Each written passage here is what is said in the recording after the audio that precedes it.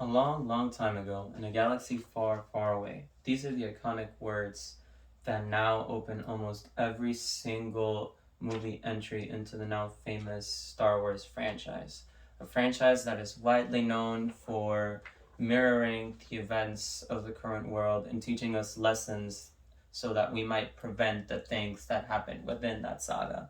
But today I'm not going to talk about the history of this fast growing franchise, expanding 9 films, anthology films, and TV shows. I'm going to be talking about the story of a man that was broken by the universe that is the Star Wars universe because of the weight that they put on his shoulders. I'll be talking about the rise and fall of Anakin Skywalker, Jedi Knight, and Chosen One, and how the Jedi Order played a crucial role in this. To do this, I'll fill you in with the story of the Star Wars universe prior to Anakin's birth and the key players in the story, his childhood, his induction into the Jedi Order, and some of the things that they did to make Anakin feel betrayed and in turn betray them. So, the Star Wars universe is very vast, even though it takes place in only a small galaxy. This galaxy has thousands of sectors, and each sector has a representative. Senator that represents them. So, for example, Naboo has Senator Sheev Palpatine, while worlds in the outer corners of this galaxy, the outer rim planets, they don't always get so lucky and are usually places where crime runs rampant and crime families do as they wish. Tatooine is such a planet. The Jedi Order exists within the Republic to help maintain peace and negotiate treaties. But just like the Republic that's been standing for 1,000 years, they've grown stagnant and ignorant and become open to the corruption that comes with political power. They'd rather not liberate slaves on Tatooine, even though Tatooine is a known slaver planet, just because it does not benefit the Republic and they do not want to anger the Republic. On such planet called Tatooine, Anakin Skywalker is born to Shmi Skywalker with no apparent father. And that leads me to Anakin's childhood before being inducted to the Jedi Order. Anakin was born and sold as a slave to Watto, a junk trader on Tatooine, by the Hutts. And even though he lived in this morbid life, he was always positive, he was always happy. He grew to admire technology and spaceships and would often go and listen to spacer stories about how the universe was. And he'd imagine himself freeing his mom and himself and traveling all throughout the galaxy. It was through these spacers that he also heard of the infamous order of Jedi Knights that protect the galaxy. As luck would have it, Anakin was lucky enough or unlucky enough to have Qui-Gon Jinn crash land on this planet after he escaped a military blockade from the planet Naboo. He was carrying with him Queen Amidala at the time, in order to protect her from the Trade Federation, which is a corporate conglomerate that is also given representation within the Republic Senate. One thing leads to another, and Anakin helps them win the parts that they need to fix their ship by entering in a pod race, and he is also freed as a result of that. Later on, Qui-Gon dies trying to defend the Queen and Naboo by the hands of a Sith warrior named Maul, and his apprentice Padawan learner Obi-Wan defeats the evil warrior, getting knighted and also training Anakin as Qui-Gon's last request, even though the Jedi Order did not wish it so.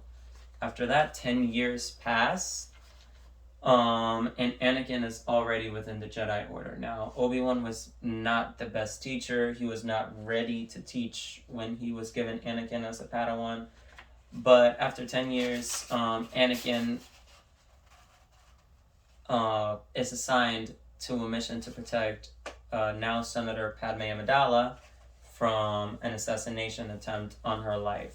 Throughout all of this, he has visions of his mother dying, and he can't do anything but console her as he holds her in his arms while she dies. And the Jedi Order, through those 10 years, did nothing to help the boy save her mother.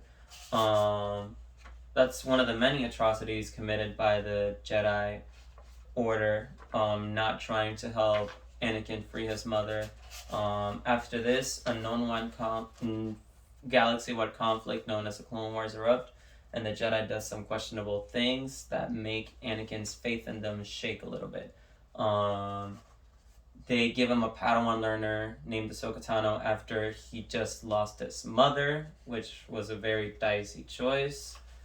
They also, later on in the war, try to fake Obi-Wan's death for everybody, including Anakin, just so that he can infiltrate an assassination plot on the now Chancellor Sheev Palpatine. And this shakes Anakin's trust in his master and with the Jedi Order greatly, because he felt like he should have been informed that this plan would take effect, and he didn't have to suffer the effect of thinking that his master was gone. He also lost his Padawan by the end of the war, as the Jedi Order blamed her for a bombing on the Jedi Temple, even though it was not her fault. Again, choosing political power and siding with the Republic instead of defending their own, and this greatly wounds Anakin.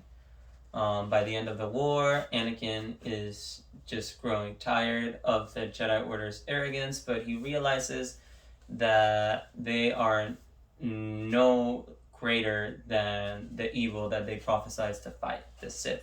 How does he realize this? Well, he realizes this by being put on the council but not given the rank of master, which was insulting, by not being trusted enough to go and arrest the Chancellor when he is revealed to be a Sith Lord, and then in turn to be belittled by Windu when he requests to go with him. And so at the last steps of his fall to the dark side, he realizes that the Sith Order is no different from the Jedi Order, and if he is to choose evil, he is to choose an evil that would benefit him more, and so he falls to the dark side and becomes the Sith Lord known as Darth Vader. That more or less is how Anakin fell to the dark side, thanks to, in part, the ignorance and bliss of the Jedi Order. We talked about how the galaxy was at this stage, Anakin's early childhood and induction into the Order, and how the Clone Wars made him feel betrayed by the Jedi Order, and how he in turn betrayed them. And so, finishing this off, I leave you with the quote, "Apathy is death," from a Star Wars video game. It refers to how the Jedi Order will go extinct if they do not act as the compassionate peacekeepers that they should be and form attachments to people. Thank you very much.